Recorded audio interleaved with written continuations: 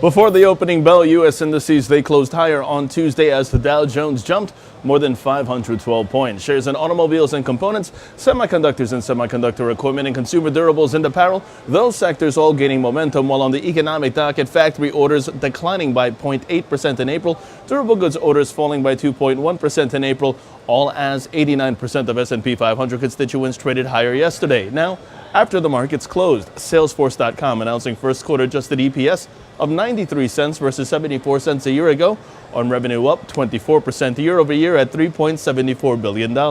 Turning overseas, Asian markets higher today, the Nikkei rising 1.8%, the Hang Seng up 0.5%, China's CSI 300 down 0.04%, with South Korea's Kospi up 0.1%.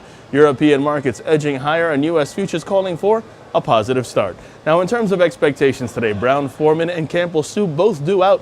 Well, on the economic docket, 7 o'clock in the morning, we have MBA mortgage applications. 8:15 in the morning, we have May ADP employment change figures. 9:45 market services PMI, as well as composite PMI. 10 o'clock in the morning, May ISM non-manufacturing PMI. 2 o'clock in the afternoon, the Federal Reserve's Beige Book. Now, turning over to the markets, the S&P 500 is where we begin. That sees its watch level at 2840.